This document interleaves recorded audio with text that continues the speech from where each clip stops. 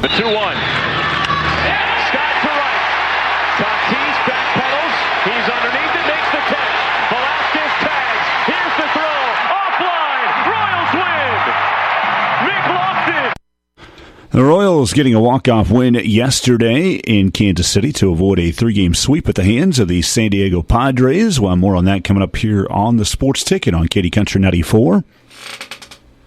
As the Royals will have today off, and then they'll come back and get sent with a 3-game series with the league, or division leading, I should say, Guardians coming up on Tuesday evening. So we'll talk about that here momentarily, more on the Royals. Also, coming up here on the Sports Ticket, Kansas State baseball keeping their season alive. An exciting weekend and kind of a weird weekend for the K-State baseball team, but nonetheless, they're still alive. We'll tell you more about that coming up here on the Sports Ticket. Again, the NHL Stanley Cup Finals are set as well.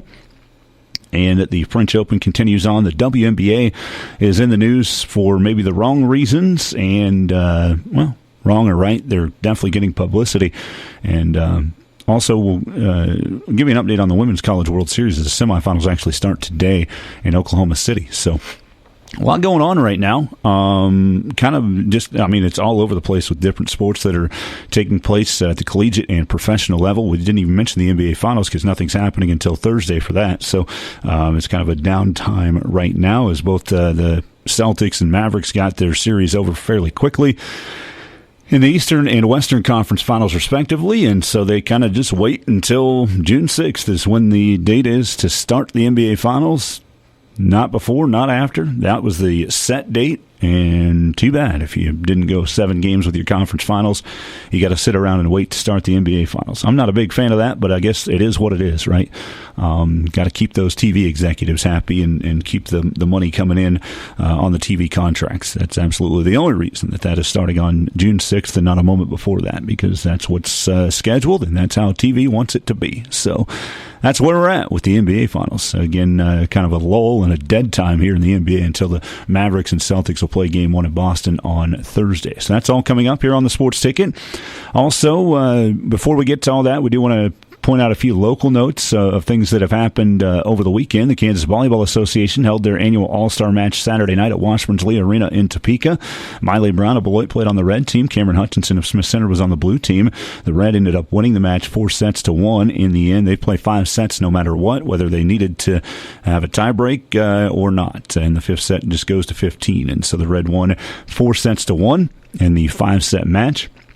Miley Brown had 6 kills for the Red Squad in that victory, the Beloit native, and she's headed off to play volleyball at Fort Hays State. Cameron Hutchinson had 5 assists on the Blue Squad in the loss there. Hutchinson of Smith Center has had an outstanding career, just a multi-sport athlete that does a lot of different things there and had a great career at Smith Center as well. So Miley Brown, Cameron Hutchinson seeing their final volleyball action as far as the KVA All-Star game was concerned on Saturday there at Lee Arena in Topeka at Washburn University. Also Saturday, the Northern Plains League and Twin Valley Conference State Line All-Star games took place at Lawrence Nelson High School in Nelson, Nebraska.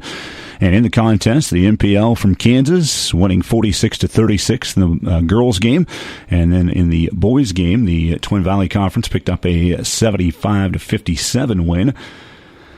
So it was a split between Nebraska and Kansas there at the State Line All-Star games. We're hoping to get maybe some box scores and some individual results from that All-Star game. Again, we had a lot of area athletes that were competing there, obviously from the Northern Plains League. Most of the athletes were from the immediate area, so if we do end up getting those results, we'll pass them along to you. We'll post them at ncksports.com as well. From the NPL TVC State Line Basketball All-Star Games coming up Friday will be the All-Star Volleyball match up at Nelson with a lot of area athletes competing in that as well. All-Star Circuit continues on Saturday as well. The 39th Annual Kansas 8-Man All-Star Games at Trojan Field in Beloit. 80 of the top players in the state of Kansas will converge on Beloit. We'll be featuring and previewing area athletes throughout the week leading up to Saturday's coverage on Katy Country 94 and the 8-Man All-Star Game Radio Network. Pre-game coverage will start at 9:30 on Saturday morning. For the latest on the games, you can visit 8manallstars.com. Again, I'll have feature stories on the immediate area athletes that are playing there. And just depending on how everything works, maybe a couple others. Don't ever guarantee anything really outside of the immediate area that I focus on, obviously. which most of our athletes from the immediate area will be playing in the Division II game. We actually have just one in the Division I game, which will be the first game of the day. Logan Meyer of Lincoln will play for the Division I West, and then Division II East members, Ian Christina of Lakeside, Doak Guttery, and Nathan Goheen of Osborne, Chance Jermark from St. John's Tipton, and then on the West team, Mason Baker of Thunder Ridge, Brody Batchman and Lane Homewood from Sylvan Lucas are competing this year. Again, those are your area athletes. Also, Colby Hamill of Lincoln is the head coach for the Division I West team. So that's another local tie there at the 8-Man All-Star Games. Again, 8manallstars.com will be the home once we get some stories posted. Coming up, probably the first one will be tomorrow. We'll feature some area athletes and continue on through the week, and then going into Saturday with the games on Katy Country 94 and online streaming at 8manallstars.com on the 8-Man All-Star Game Radio Network. We're looking forward to it. The 39th annual 8-Man All-Star Games at Trojan Field in Beloit. Soft liner, caught by Day, and Lightning strikes twice. Slack does a flip on the mound, and folks, the Cats, for the second time in school history, are going to the Super Regionals. 11 years ago to the day, K-State punched its first ever Super Regional ticket. They do it again tonight in Fayetteville. Kansas State beats SEMO 7-2, and Charlottesville, we're coming your way this week. It was not expected to be SEMO that K-State was playing in that regional championship game. It was a wild weekend at Fayetteville, Arkansas, where the Razorbacks were the number one seed in that pod. They were number 5 overall. But it was crazy. Not just the fact that Arkansas wasn't in that game, but the whole weekend was a wild one for K-State. They started the tournament on, or the NCAA tournament. They started the tournament with this regional on Friday night, and they had a big lead. They jumped out early on Louisiana Tech, and then late in the game, the rain came, and I was following on Twitter just to get updates, because on ESPN Plus on the TV it just said your event is in a weather delay or rain delay, whatever it said. Really weren't getting any updates because it was just a scrolling screen with blue and ESPN Plus logo. So I was following Twitter, and they're talking about, hey, they're trying to get these games in. They're still trying to play them. Could start after midnight even to get this done. And well, they didn't do that. They postponed it all the way until 11 o'clock on Saturday morning, and K-State finished things off. Again, it was a lightning strike halted the game for a 13-hour suspension as it was into the 6th inning, a 9-4 lead for K-State going into the 6th inning. Lightning struck, and then after the long break, the Cats picked up immediately where they left off, and what a game it was for the Wildcats, and picking up a 19-4 win. They had 10 more runs after the delay, and again, a 13-hour game suspension all the way to 11 o'clock on Saturday morning. Kalen Culpepper, the junior shortstop for K-State, had an outstanding weekend, and it started with that game against Louisiana Tech. He hit for the cycle. He's ranked number 32 in the latest MLB Pipeline draft rankings. He became just the 4th player in K-State history to hit for the cycle. Ross Kivett did it in 2014, Heath Schesser in 1997, and Craig Wilson all the way back in 1992. The Memphis junior tripled in the 2nd, he singled in the 6th, doubled in the 7th, and homered in his 5th at bat to complete the cycle. A 2-run shot that made it 19-4, and Pete Hughes said, "That's awesome. I didn't even realize what that last at bat had meant. But there's no other kid that deserves to have the success he had today and moving forward. That was a fun moment to be part of." Again, Kalen Culpepper, with a cycle, single, double, triple home run. So he actually was able to do that. Didn't do it in order, but he got the triple first, which is the hardest part of that cycle. We've talked about that a lot. And then got the single, the double, and the homer. And he really didn't slow down much throughout the weekend. K-State again winning 19-4. They got 5 runs in the 8th. They again led 9-4 and then scored 10 more runs, finishing out the 6th with a couple more runs. And then 3 in the 7th, 5 in the 8th to beat Louisiana Tech. Moved to 33-24 with that win. So now you move on to the next day. Louisiana Tech was eliminated by SEMO, who lost to Arkansas in the first game on Friday. And then you moved on and had the next game, which was Arkansas, and K-State jumping out to an early lead against Arkansas. Actually, Arkansas led 2-0, and then K-State put up a 6-run fifth inning, which included a 3-run homer from Culpepper to put them up 6-2. It got to 6-3. It was 6-4 in the bottom of the eighth, and K-State got a very, very important insurance run as Arkansas hit a home run at the top of the ninth to get within 7-6. But K-State was able to hold off the rally in the end, and what a finish it was for the Wildcats there, as they were able to get that victory against the number 5 seed overall in this tournament, and definitely the favorite in the tournament, Arkansas. So you came back from 11 a.m., had to play later that night. Weren't expecting to have to play part of 2 games in one day, but you did.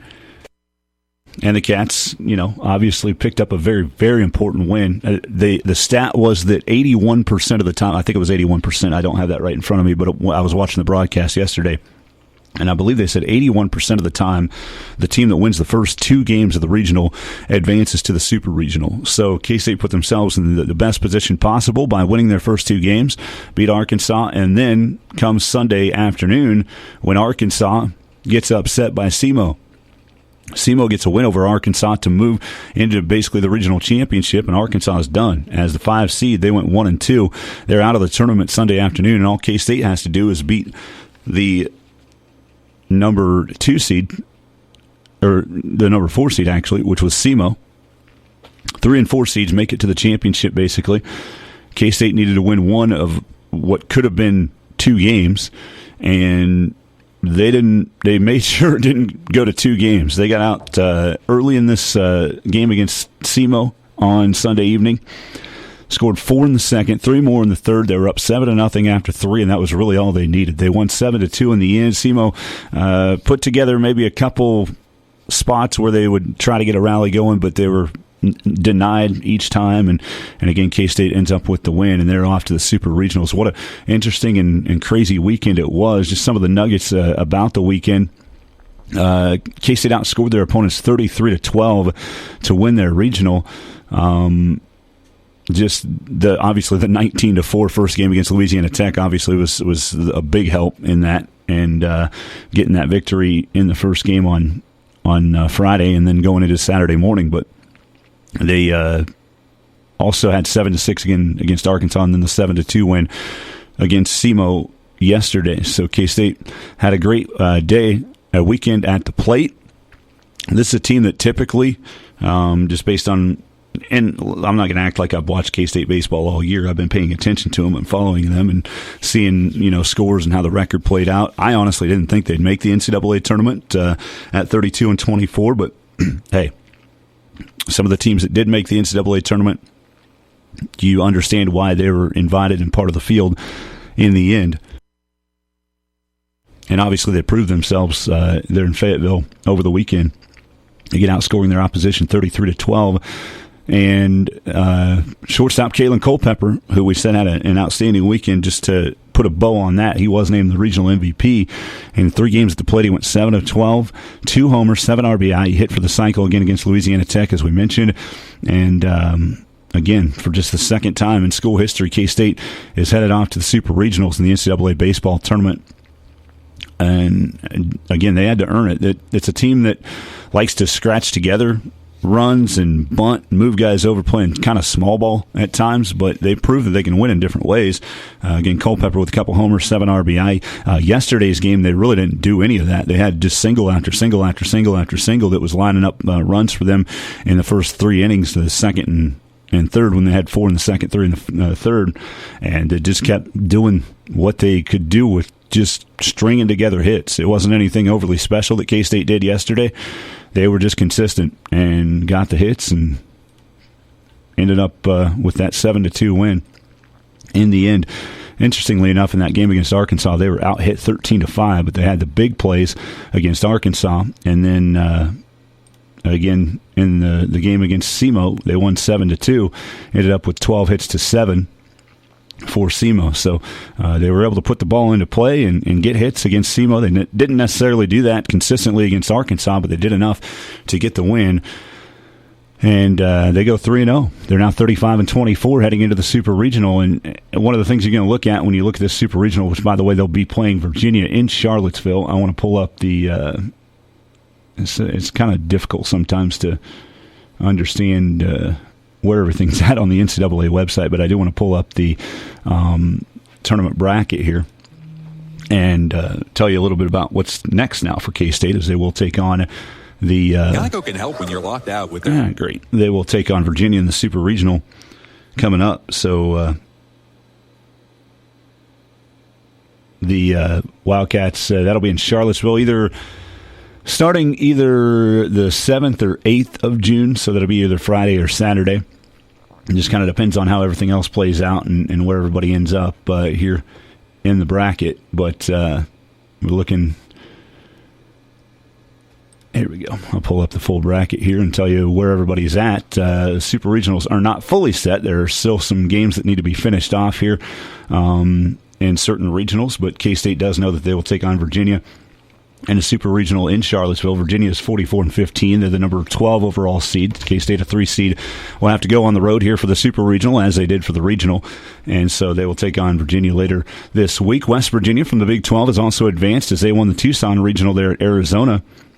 And they'll take on either North Carolina or Louisiana State, LSU, or North Carolina will be the opponent for West Virginia in the Super Regionals. Then on the top of the bracket, Tennessee did advance, and they pick up the win, and they'll await the winner of East Carolina and Evansville in the Greenville, North Carolina Regional. Norman Regional, Oklahoma and UConn each have one loss. They'll finish things out today, so Oklahoma looking to be the third Big 12 team into the Super Regionals. And as we mentioned, Virginia and K-State moving on. West Virginia and waiting for UNC-LSU winner. Kentucky won the Lexington Regional as they move on to the Super Regionals in Corvallis. Oregon State and UC Irvine will play for the chance to make it to the Super Regionals. NC State advanced to the Super Regional, winning the Raleigh Regional. Athens Regional went to the host Georgia. And Clemson won their regional and advanced, and Nebraska has been eliminated, the Stillwater Regional there in Oklahoma as well. Oklahoma State and Florida. Florida, the much maligned team that was just one game above 500 coming into the tournament, picked up, went over Nebraska in the first game 5-2. Then they lost Oklahoma State 7-1. Came back and eliminated Nebraska with a 17-11 win.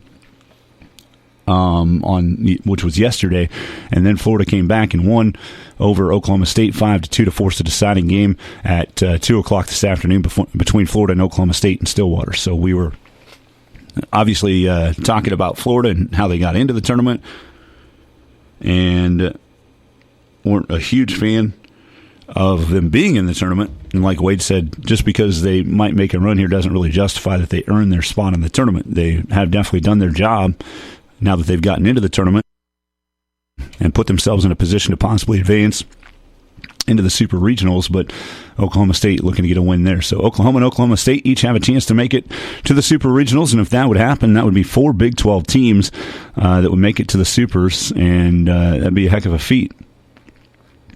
16 teams make it to the Super Regionals, and then they'll play a best-of-3 series at all these Super Regionals for a chance to make it to the College World Series, where 8 teams will be in Omaha coming up later this month. So look at the college baseball NCAA Tournament, K-State and Virginia.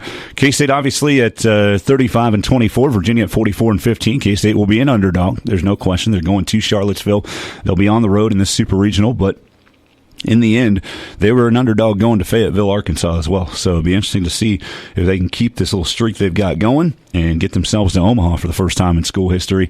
Again, this is just the second time they've made it to a Super Regional. And interestingly enough, they eliminated Arkansas last time because Arkansas actually did play out and get into the championship of the 2013 Regional there in Manhattan.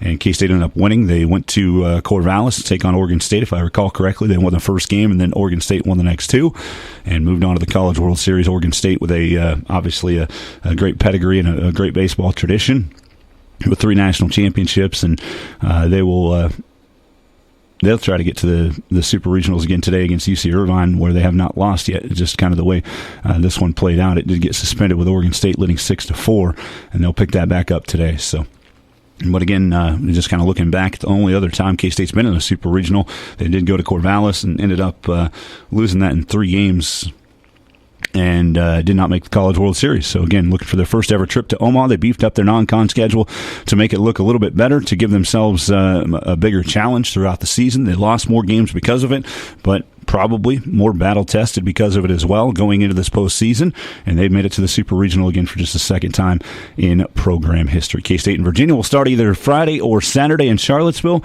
in Super Regional baseball action. Well, we're kind of talking about college sports. Let's give you an update on the Women's College World Series as well. Here on the Sports Ticket, brought to you by Kiever Brothers Automotive. They're south of Courthouse in Beloit. They're your home team for fast and friendly auto repair. Kiever Brothers Automotive in Beloit. And the semifinals are set in the Women's College World Series, and we have an update on that. Today's first semifinal has been delayed due to weather. The start time is expected to be at 12:36. So initially it was supposed to be, I believe, around 11 o'clock, but I don't see that, as they've already moved the times and changed everything up. But the semifinals will feature 2 Big 12 teams, Oklahoma and Texas, and the other 2 teams still alive are Florida and Stanford. Oklahoma will take on Florida at noon, and looking for a spot there in the National Championship Series. So, and then Texas and Stanford played it at it was 11 a.m. was when it was supposed to be. So 12:36 is the scheduled time now. And then Texas-Stanford is scheduled to be around 6 o'clock tonight in the other semifinal matchup there. So, again, the Women's College World Series is going on right now in Oklahoma City, and they're down to the Final 4, Oklahoma, Texas, Florida, and Stanford. Stanford has an interesting note as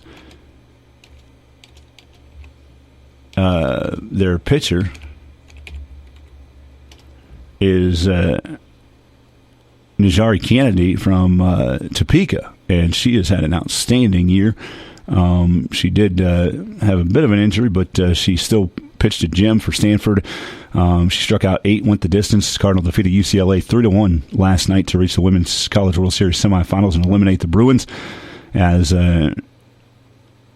Najari Kennedy is again, one of the top pitchers in the country, one of the best players in the country, and a Topeka, Kansas native. So I remember when I had done some things in the past with another entity of putting together like all-state basketball teams. She was a stud in basketball too. Like she's just an athlete and just really, really good at a lot of different sports. Softball was her calling. She went to Stanford, and she has excelled for the Cardinal in that realm. So again, Oklahoma, Texas, Stanford, and Florida are the teams that remain in the Women's College World Series.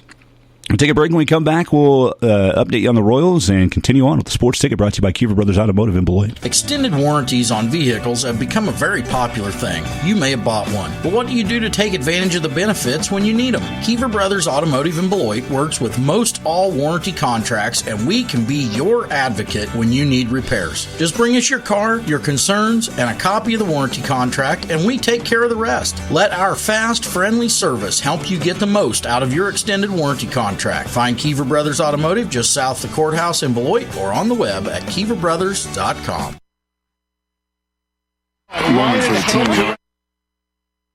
Well, I have video playing somewhere that I don't know that it's on, and we're going to play a cut coming out of the break, and that just didn't work the way I wanted it to. Let's try this again. Very emotional moment for the team, I think, and just coming back, continuing to come back, really what I thought about right there was how important it was the first night and the second night to get in their bullpen again, because they didn't have Suarez or Estrada and those guys, and that's what playing every out of every game can do for you. Now, I'm not taking anything away from Matsui. He's got great stuff, but that's not how they usually finish games, and so you put people in uncomfortable spots, and sometimes it works to your advantage. And so these guys just continuing to play every out is what helped us in that situation right there. Royals picking up a win 4-3 over the Padres. You heard the cut at the beginning of the sports ticket, the Nick Lofton walk-off sacrifice fly that brought in Nelson Velasquez. Velasquez obviously has been hitting better of late and has provided some good things for this Kansas City team. And he had a triple that scored 2 runs there yesterday as KC actually trailed going into the 9th inning 3-1. To the Padres. They're in danger of being swept as they lost 11-8 on Friday. More on that coming up here in just a bit. And then they lost 7-3 on Saturday. But again, they got things rolling. Vinny Pasquantino single, a walk to Salvador Perez. Dyron Blanco came in as a pinch runner, and then Velasquez hit the triple that cleared off the bases. And then Nick Lofton hit the sac fly to bring in Velasquez to get the win. It was the only out of the inning, but it was an out that didn't matter because KC walked off and got the 4-3 win. Royals are now 36-25 as the Padres dropped to 32-30. You heard Matt Quatraro talking about the resolve and the effort that the Royals gave, and talking about getting to the bullpen and making the bullpen pitch. The Padres had to go to a couple guys that maybe they weren't used to there yesterday, as Quatraro mentioned, and it goes back to the game on Friday night where the Royals were up 3-2 going into the 8th inning, and the wheels fell off for the Royals bullpen. And John Schreiber came in and got 1 out, gave up 3 runs. All 3 were earned. 3 hits as well. And then to try to stop the bleeding, as the 3 runs had been scored, and the Padres had taken, at that point, what was a 5-3 lead, the Royals came in with James MacArthur, the closer, to try to stop the bleeding. MacArthur couldn't get a single out. He gave up 4 earned runs on 4 hits, and all of a sudden it's now 9-3, and the Royals are just struggling. And then, for good measure, they bring in another relief pitcher, Will Klein, who gives up 2 more runs, and the Royals gave up 9 runs in the top of the 8th inning. So going into the bottom of the bottom of the 9th, because the Royals didn't get anything in the bottom of the 8th, and then they were able to hold them scoreless in the top of the 9th inning. Nelson Velasquez led off with a homer to make it 11-4, and then the Royals started getting things going. They had actually wrapped it all the way back around to Velasquez, who had 2 on with 2 out and a chance to tie the game with a home run, and he hit a bomb, but it was WTP, warning track power, and caught at the warning track in left field, and that ended the threat for the Royals. But what they did do, like you heard Matt Quatraro say, is they got to the Padres bullpen. The Padres had to use 6 pitchers on Friday. And then in a 7-3 win on Saturday, the Padres ended up getting a couple runs late, but they still had to use the bullpen. They used 5 different pitchers on Saturday as well. So that helped in the process there, and getting a guy instead of Suarez, the closer at the end of the game, to finish things off. They were able to get to a different pitcher in Matsui, as Quatraro mentioned, and the Royals are able to take advantage of that and make a comeback in the 9th and win 4-3 to avoid a sweep, like we mentioned. So there's a lot of different things that stand out when you're talking about baseball, and some of those key things that do stand out you focus on are even if you're not winning the game that you're fighting. So, like, how many times would you see, like, Royals teams in the past when they're down 11-3 going into the 9th inning, it's like, okay, let's just go home. Let's get out of here. But this team is not one that quits. They continue to fight to the end. We kind of saw this toward the end of last year. At least I did. Even though the year was so bad, the team did show some fight. They weren't a team that gave up and said, okay, we're going to fold. We're going to throw in the towel here because we're down by so much that we're not going to come back. So let's just go home.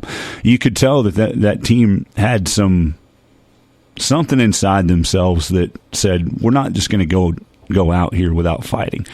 Not just going to lay down for the opponent. And so what they did earlier in the series and mostly in that first game did help later in the series to where they could get more favorable matchups and be able to make another comeback and actually finish the comeback there yesterday to get that 4-3 win. The Royals are not playing their best baseball right now overall, though, and that's pretty clear just based on the schedule. They had lost 6 of 7, so they've now lost 6 of their last 8 after winning yesterday. They are still 11 games over 500 at 36-25, but they are not at the top of the AL Central, and in fact they've lost ground in the AL Central because they've lost, and the Guardians have won 7 of their last 10, while the Royals won just 4 of their last 10, and so Cleveland now has a 4-game lead at 39-20, and these two teams are going to meet coming up today off for both of these squads, and then the Royals and Guardians will play their first game of a 3-game set against Cleveland coming up. It'll actually be in Cleveland coming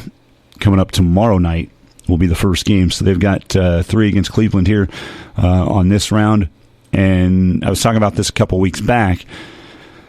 This is not the part of the schedule that you wanted to kind of have a downturn, because it does get much more difficult as far as who they're playing and the talent level that the Royals are going to see now with, again, 3 at Cleveland. And then Friday, Saturday, Sunday, they welcome the 34-27 Mariners to Kauffman Stadium, who they've already played once this year in Seattle and lost 2 of 3. And then after that, they get the Yankees, who are one of the best teams in baseball and maybe are the best team in baseball. Let me look at the standings here overall. The Yankees are 42-19 by a half a game over the Phillies. They are the best team in baseball. So they play the Yankees coming up here on the schedule after that.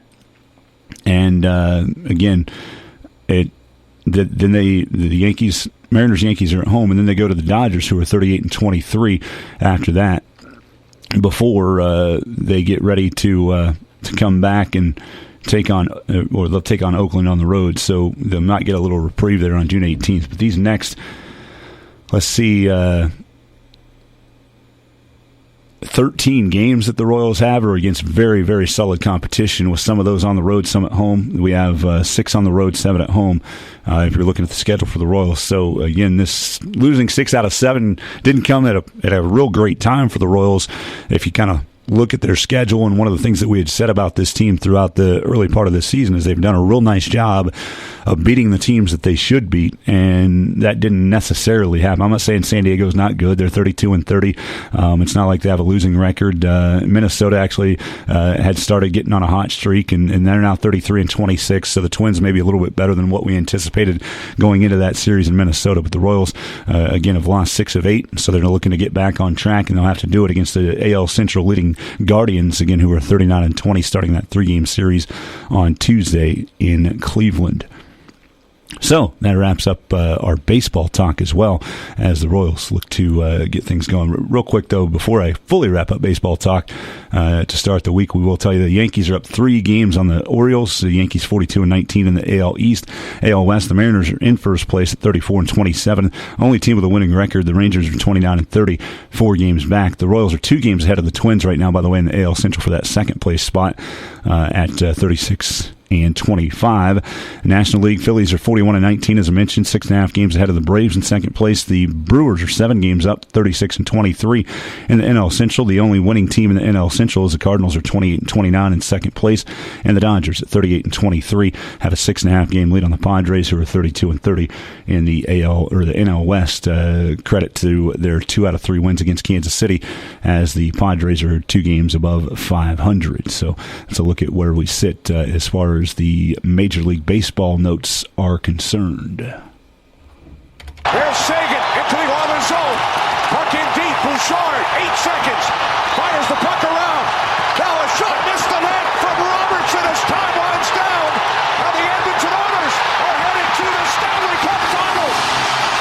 Edmonton to the finals for the first time since 2006 with their win last night over the Dallas Stars. They dispatched Dallas 2-1 in Edmonton to win Game 6, take the series 4-2. Both of the goals for Edmonton came in the first period, so they got up 2-0 and were able to hold on for the 1-point win in the end. And the Oilers will move on to face the Panthers in the finals. Florida won 2-1 over the Rangers in Game 6 of the Eastern Conference Finals Saturday night to win that series 4-2 as well. It's the second consecutive season that the Panthers are in the finals, and they will host Game 1 at 7 o'clock on Saturday night.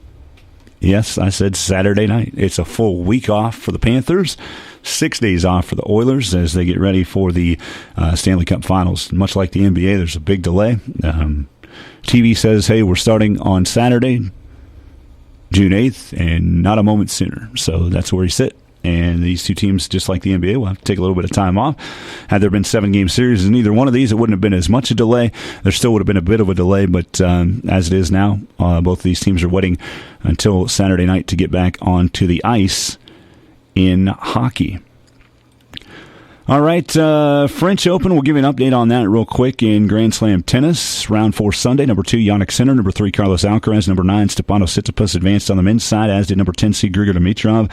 Straight set win over number 8, Hubert Hurkacz. And in the women's singles, number 1, Iga Swiatek didn't lose a game in a straight set win, and 3rd seed Coco Gauff, 5th seed Marketa Vondrousova, number 8 Ons Jabeur from the top 10, all advanced in straight sets. Round 4 continuing today. You can find the full scores for the French Open at RolandGarros.com. I want to touch on the WNBA to end the sports ticket. We don't talk a lot of WNBA, but we will today, as there was an event that happened over the weekend, and it's just interesting, the blow up and what people talk about and say about all these things that are going on. And I could see this coming. I think most of us could see this coming, that there would be some volatile situations in the WNBA.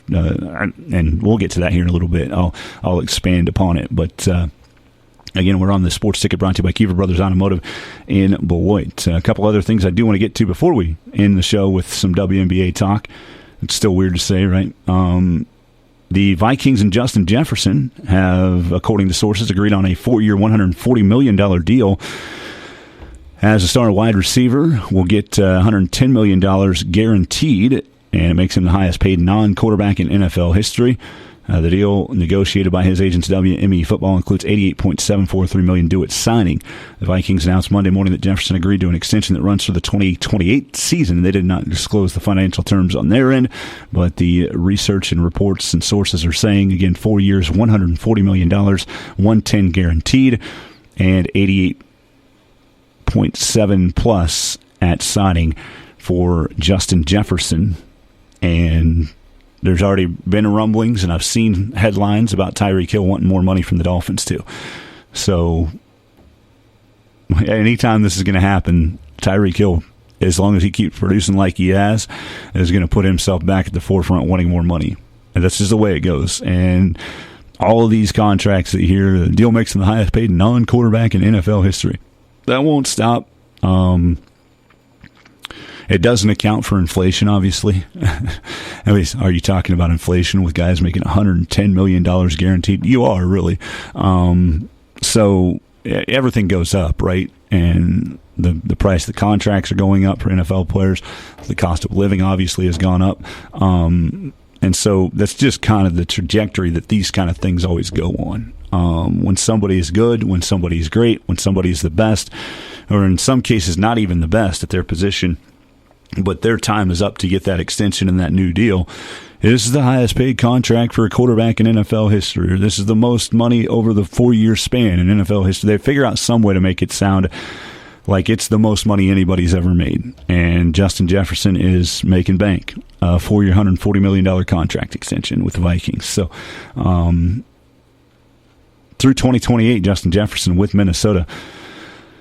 Man, they've got the weapon. You just hope or wonder, do they have the right quarterback? So that'll be something to keep an eye on as you go with the Vikings. So J.J. McCarthy, obviously the one that was drafted by Minnesota. Sam Darnold is there.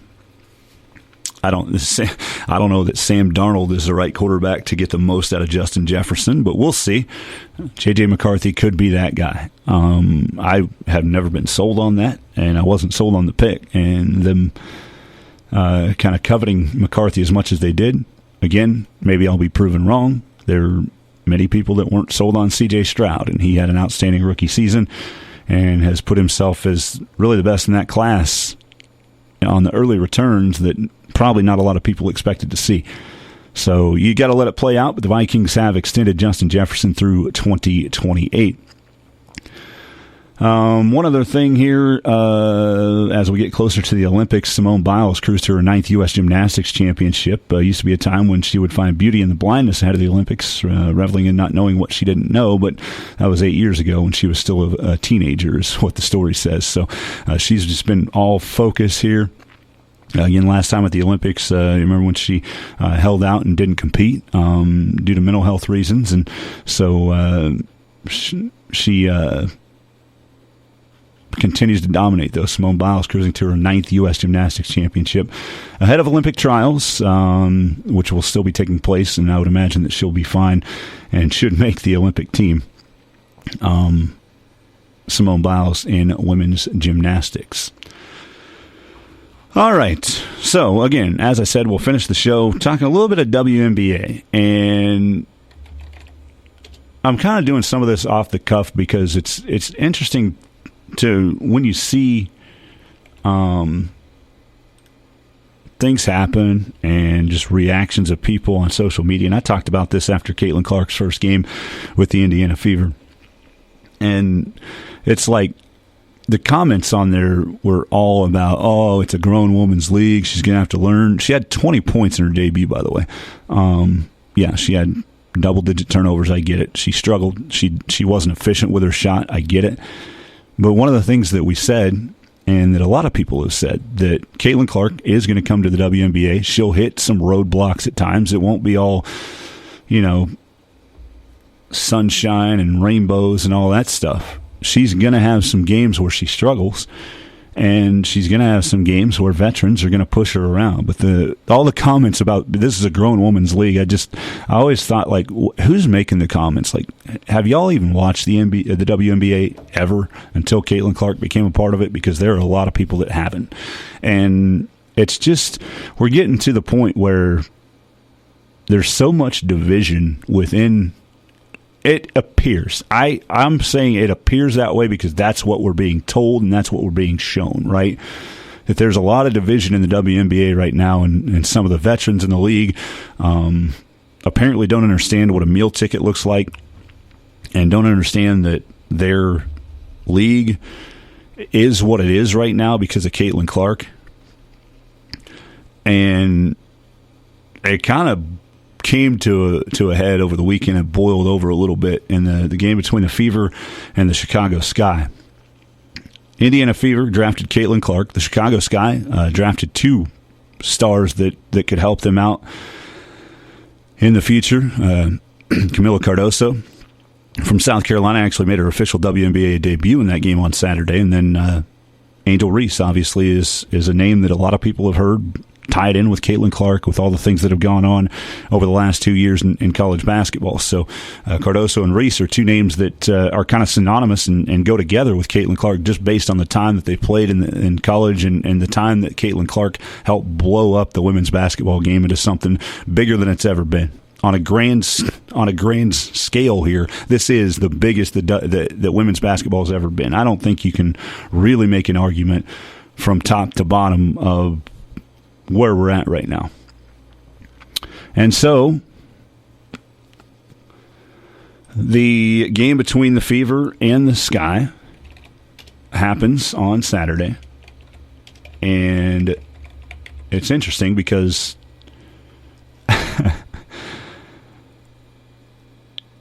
the games is going. It's I don't know. I don't want to call it smooth. I didn't watch the whole game, but I had a little bit of it on, and it was a situation where there was, some heat going back and forth, obviously, and it's in the third quarter, late third quarter, and the Fever had the basketball, and there was a kind of a loose ball scuffle and struggle trying to get the ball. The ball ends up being tipped around and I think it was Aaliyah Boston that ended up getting a bucket for the Fever, put them up 53-47 there late in the third.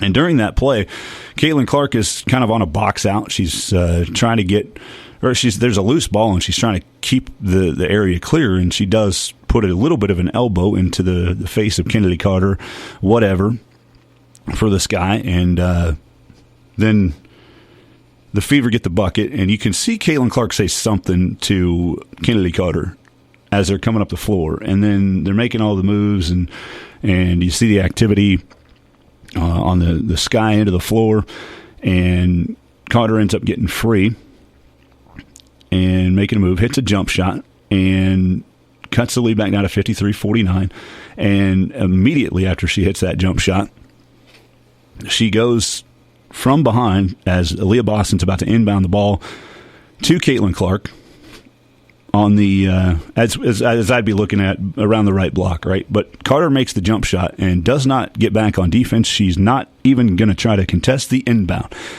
She comes from behind and side swipe, hip checks, shoulder checks Caitlin Clark with a pretty hard foul right to the ground and gets called for the foul. It's a shoulder that's obviously a foul.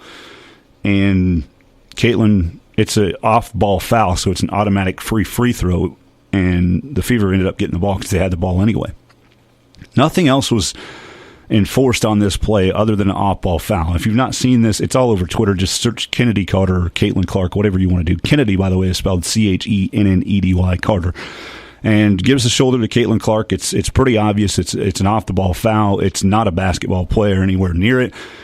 Kennedy Carter says, "Hey, B," I won't say the word because I'm not going to say it here on the radio, and then just shoulders Caitlin Clark right into the ground.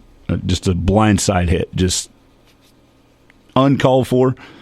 No matter what happened during the play on the other end of the floor, trash talk is going to be part of the game. We've seen that so much in women's basketball, and Angel Reese probably would be one of the poster children for that part of it, right? And so this happens, and Kennedy Carter just doubles down. She gets called for the foul, which, by the way, the foul has been upgraded to a flagrant, and Kennedy Carter has been fined by the WNBA. And rightfully so, if you ask me. Just looking at all of the fines and everything that's happened since that moment, as the league did upgrade the foul to a flagrant one after review, and then a $1,000 fine was given to Angel Reese as well, who failed to make herself available to the media after the Sky's 71-70 loss to the Fever. The Sky were fined $5,000. That'd be a lot for the WNBA. $5,000 for just not cooperating with the media in their post-game press conference, including their coach, Teresa Weatherspoon, because Kennedy Carter, in turn, after the move that she made, if she's talking to media, she's going to get questions about Caitlin Clark. And Kennedy Carter says in the postgame, "I ain't answering no questions about Caitlin Clark." They asked a couple more questions, and Teresa Weatherspoon's over there saying, "We're done." And no more questions, whatever. So there's your fine for not answering the questions that the media was asking of the Chicago Sky. And Kennedy Carter actually outscored Caitlin Clark in this game. She had 19 points. If I recall correctly, I don't have that pulled right up in front of me. But Kennedy Carter did outscore Caitlin Clark in the game. And after the game, she did not want to talk about Caitlin Clark in the postgame presser, but she had plenty to say on social media. And interestingly enough, when she's putting out her stuff on X or Twitter, whatever you call it, she's not letting anybody reply to it. You can quote it and say stuff, but she's turned the replies off. And it's just like, what are we doing here?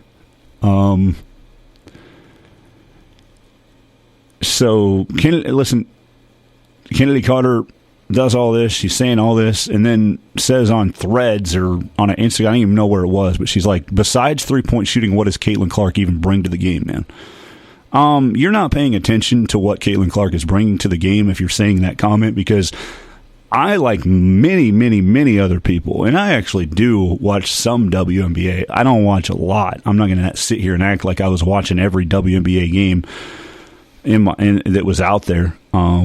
But I do remember Teresa Weatherspoon when she started playing was with the New York Liberty, and I actually watched quite a bit of WNBA when it first started with the Houston Comets and Cynthia Cooper and Tina Thompson and Cheryl Swoops and all that group that was so good. So I actually did kind of watch this quite a bit early on, and then early 2000s to mid 2000s when some K-State players were in the WNBA. I actually paid pretty close attention to it, right? That's kind of waned a little bit as K-State players have not been in the WNBA. We should have another one coming up soon in Aoka Lee. I don't know what kind of success she'll have in the league, but getting back to the point where Kennedy Carter's just like speaking out on social media and talking about all of this stuff and everything because she was, I mean, no matter what happened, you got to know that, and I would think you understand that Kennedy Carter's kind of in the wrong here, taking a cheap shot when it's all said and done. it was a cheap shot. And then coming in asking, what does she bring to the table? Well, people know your name, Kennedy Carter, because you shoulder check Caitlin Clark. If you would have shoulder checked, I'm trying to think of just anybody else in the WNBA that's just not a well-known name. But I'm thinking, if you did it to Angel Reese, people would talk about it a little bit, but she's on her own team. If you did it to Kelsey Plum, people would know a little bit. Diana Taurasi, people would hear about it a little bit. This would not blow up unless you did it to Caitlin Clark, and nobody would know the name Kennedy Carter. Kennedy Carter actually was pretty good at the start of her career. She played with the Atlanta Dream, was the Rookie of the Year in the WNBA in 2020, I believe it was. Let me pull up her stats, because it's kind of interesting, because I have not heard of her, to be completely honest, really, until Saturday. But she does have a pretty good career. 2020, she was Rookie of the Year, averaged 17.5 points for the Atlanta Dream, and then 25.5 points in 2021 in 11 games for the Dream. 14 points a game. She played 25.5 minutes but each of those years and started all but one game in 27 that she played in. But then there were stories about her having some issues with teammates in the locker room and things like that. She played with the Los Angeles Sparks in 2022. Started 2 of 24 games and averaged just under 9 points. This year she's averaging 12 points in 7 games. She's not made any starts for the Chicago Sky. Averaging 2.5 rebounds, 2.5 assists, a steal, and half steal, half a block a game. So then you ask, what does Caitlin Clark do for the league other than shoot threes? Well, she does quite a bit, and her stats as a rookie in this league, and you, a veteran, Kennedy Clark, are way better than yours right now. You might have outperformed her in one game. But before yesterday, and I'll get to that, Caitlin Clark was averaging about 16 points a game, 5 rebounds, 6.5 assists, steal and a half a game, and yeah, she brings quite a bit more to the table. In that game against the Sky, she had 11 points, 8 rebounds, 6 assists, balanced effort. She did have 5 turnovers. That's been a bit of an issue for her. But after the first game having 10, she's averaging 5.5 turnovers a game, and I get it. Things are tough, and Caitlin Clark has had her games where she wasn't unreal and outstanding, and yesterday was a perfect example of that. The Indiana Fever are 2-9 this year, and they have struggled at times. Caitlin Clark had 3 points, 2 rebounds, 5 assists, 2 steals, a block, 3 turnovers in 29 minutes in a 104-68 loss against the Liberty in New York yesterday. She is not immune to having bad games, and this is the one thing that we did say about Caitlin Clark coming in, is that she will have some struggles. She will have games where she will not look great. If you look at her game log, you're going to find out that she's had some really good games. Had a career-high 30 against the Sparks back on the 28th, where her team lost by 6. She had just 11 points, but did have 10 rebounds and 8 assists in the first win of the season against the Sparks on May 24th. And in that win, she had a low amount of points, 11 against the Sky on Saturday. And again, just 3 against the New York Liberty yesterday. This, if you look at what she's doing, she's had 4 games with, 5 games with 20 or more points. And again, averaging 15.5 points a game in her rookie year. And Kennedy Carter's out here asking, what does she bring to the table? Well, there's been the top 9 attended games, based on a tweet that I saw yesterday, have been Indiana Fever games. And there's so many people out there. Listen, I understand that you don't want to give Caitlin Clark all the flowers, and I understand that. I get it. You're tired of hearing about her, probably. But there's fans out there that are saying, oh, it's not just the Fever home games that are getting all these people in the stands. Women's basketball is just getting big as a whole. And it's they're using the Sun and Storm selling out their arenas, and it's you know that those two teams have not sold out arenas in years. In fact, the Sun only did it once, and it was their first ever game, and then the second time they ever sold out their arena was the season opener this year against the Fever in Connecticut. Well, gee, I wonder why that was packed. I wonder why the Seattle had a sellout here back in that game on May 22nd. Let's put this all together and do the math. What does Caitlin Clark bring other than shooting three-pointers? She puts butts in the seats and in the stands and brings you more money so you can have chartered flights instead of flying first class or coach or whatever you're doing and just taking a public flight to your games, whatever that may be.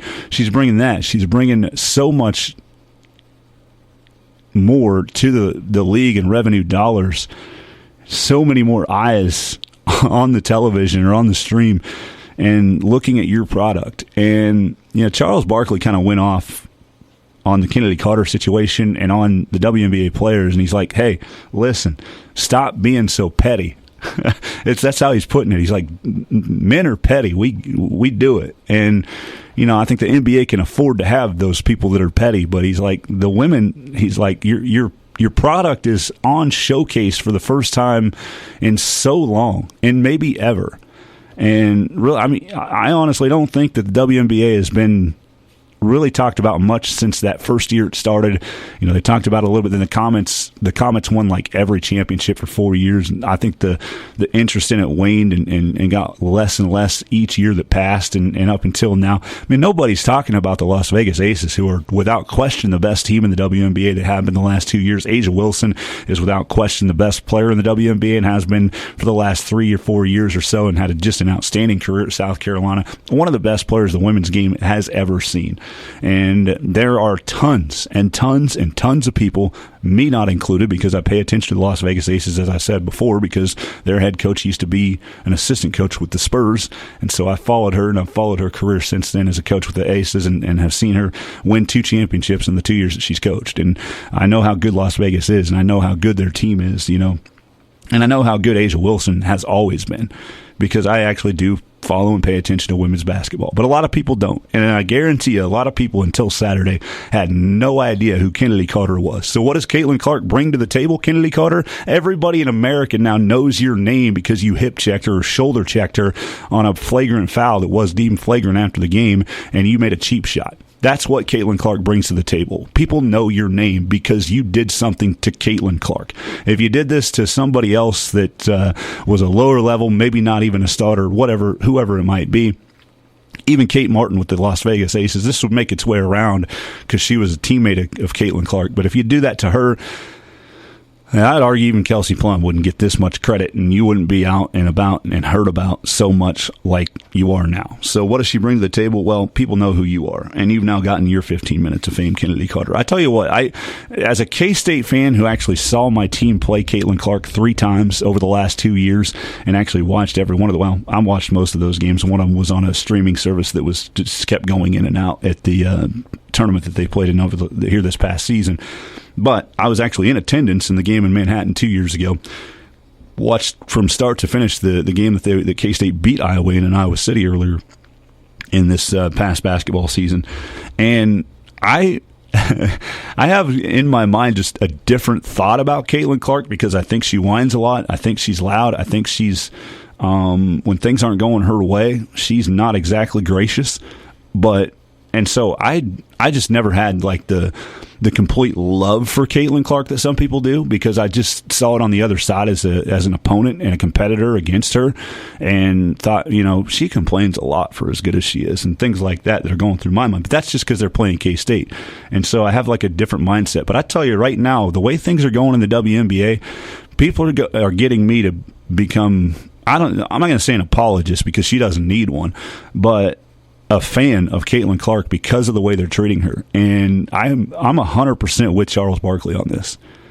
Don't throw away your meal ticket.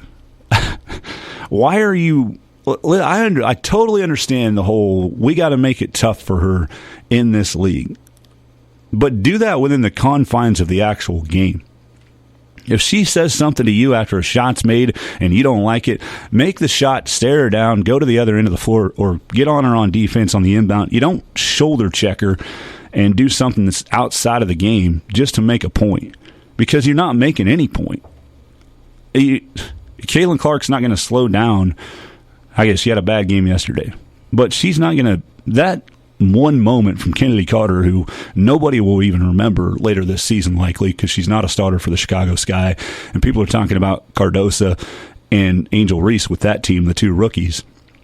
But it's like, what are we doing here? She has brought so much attention to your league, so many butts in the stands, so many eyes on the TVs, and the way you're treating her is not conducive to keeping those fans wanting to come back for your games. People will continue to watch the games that Caitlin Clark plays in. But if I'm the WNBA and I'm these teams, I want to sit out here and I want to showcase my product when I'm playing Caitlin Clark, so somebody might see my team and be like, oh, hey, I like that team. I like that player. I like the way they play. Maybe I should start watching more than just Caitlin Clark. And when you're doing things like this, it's not helping your league. You're not going to get more eyes on your game. You're not going to get more people watching you. You're not going to get the revenue that you want and a salary that you want if you keep just driving everything down, because nobody wants to come watch you play. They'll come and watch the Fever play. They'll go to the Indiana games because Caitlin Clark's playing.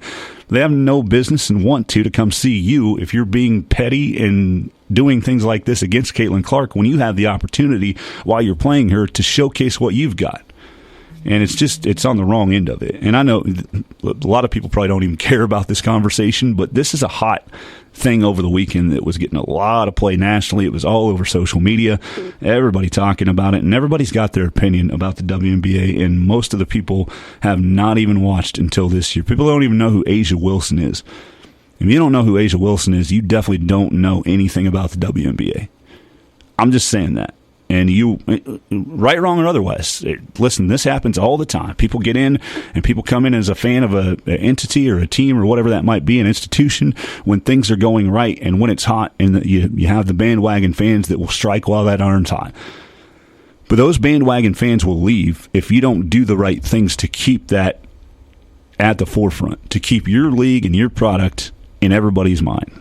And so if you're not doing those right things, if you're being petty, as Charles Barkley says, if you're running down your meal ticket, if you're running down Caitlin Clark and acting like all she brings to the table is three-point shooting, which Kennedy Carter knows that's not true, it's like, what are you doing to keep yourself in the public eye, to keep your product something that people want to see? And I think that's the biggest problem I have with it. Like, people watch Patrick Mahomes, like, people, they want to hate on Patrick Mahomes so much that they'll cheer for the other team. And then maybe they'll become a fan of the Bills because they just keep losing to Patrick Mahomes. They just want the Bills to win, and they'll watch that product and become a fan of that because they're tired of the other guy always winning. And so it's like, listen, people that are actually WNBA fans are probably going to start feeling that way about the Las Vegas Aces before too long. But it doesn't make sense. It doesn't behoove you to be trying to run down and cheap shot and do all these things that are not within the context of basketball to Caitlin Clark. You're going to lose the fans. And Caitlin Clark is not. She's going to get even more fans, even more people like myself that I'll be honest, wasn't, like I said, was not a huge Caitlin Clark fan. But right now, I'm hoping she pops off for 30 every game just to shut people up because it's getting ridiculous. And it's not helping the product. So Charles Barkley, I commend him he had like a minute thing. You can see that. You can find that on social media too. Just Charles Barkley, Caitlin Clark. You'll find it. I don't have it up to play it right now, but he's just like, stop being petty, women. Go play the game and grow your sport if you want to grow your sport. And he said it great. I can't add or say it a whole lot better than that. Go play the game and grow your sport. Do it like the Las Vegas Aces are doing. Watch the Las Vegas Aces play, by the way, if you get a chance, because they're an outstanding basketball team. Well coached, and I know that. But watch the product, and ladies, help your product. Help it thrive. Don't be running it down. I will not talk about the WNBA this long very many times on this show, but Kennedy Carter, your 15 seconds of fame, at least for me, are up. Have a great day, everybody. State, regional, and national sports talk on your schedule. The Sports Ticket Podcast. Subscribe via Apple, Google, and TuneIn Podcasts or sunflowerstateradio.com.